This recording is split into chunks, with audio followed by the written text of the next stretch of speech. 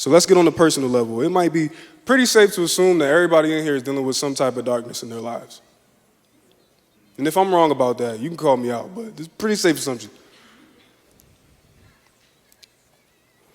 And I'm thoroughly convinced that Jesus wants to bring his light into it and set us free. Maybe there's some habitual sin that you can't get away from, and you feel the shame of this sin, so it's comfortable to retreat and kind of hide. Yo, I get it, bruh, or sis. I get it. And I don't mean to smile like that's a small matter. No, there's some strongholds on our lives sometimes that need to be broken.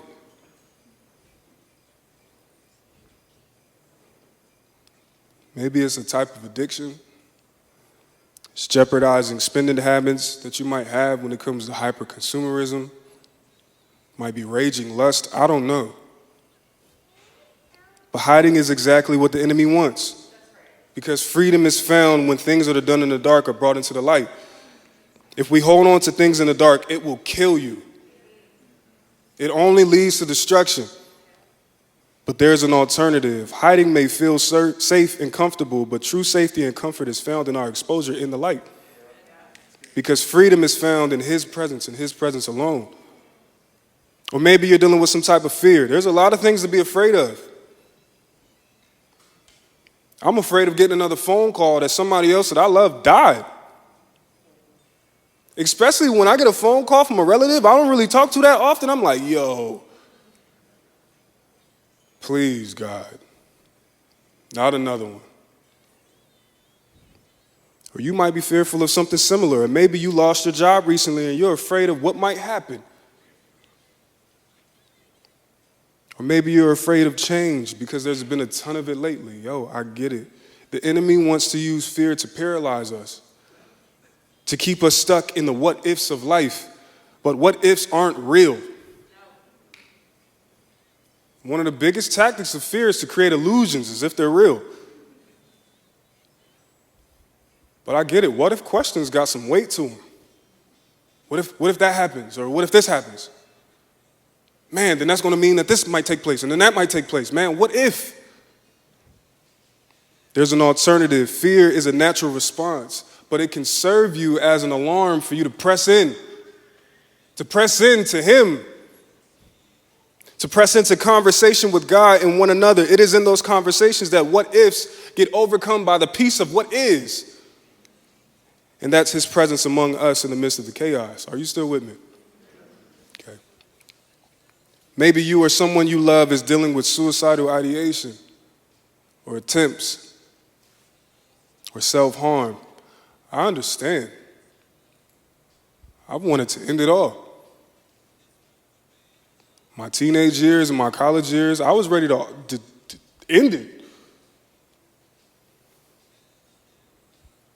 My cousin took her life in July.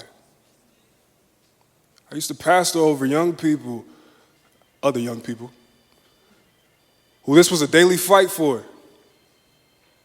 I've seen the marks on arms, I've seen the marks on necks, I've seen it all. I've seen people show up to youth group the day that they tried to kill themselves, but somehow God said, not yet. Or not ever. I got too many to count, or maybe this is a daily fight for you. I have no idea. But what I do have a clue about is that there's an alternative. The enemy wants you to believe that there's nothing to live for, and he wants to corner you into tunnel vision on your circumstances. There's an alternative. Jesus envisions something totally different for you, and that's called abundant life. And that doesn't mean that everything is going to be sunshine, rainbows, and ponies, but it means he's going to be with us in the midst of it all. I can tell you from experience, this man changed my life. I grew up in an environment where I shouldn't be alive right now, or I should be in jail. And that's not to paint these stereotypes about black young males. So throw that out the window. I'm just telling you about my experience, and I'm not trying to paint a picture about, oh yeah, I come from this hard environment. No, it's about look what God did. Look what he's doing, and look what he will do. I've seen too many young black people go to the grave too prematurely. And I refuse for that to be a constant reality. I mean, look at our city, yo. Like, I got too many calls and emails about this person just got shot up because of gang violence. Yo, God breaks through the darkness. I've seen it. I've experienced it.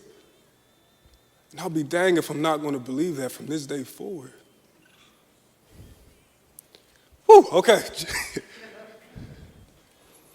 Listen, Jesus will never lead you to destruction. He only leads you to life. And it might be painful because that's what pruning is, but you will always grow.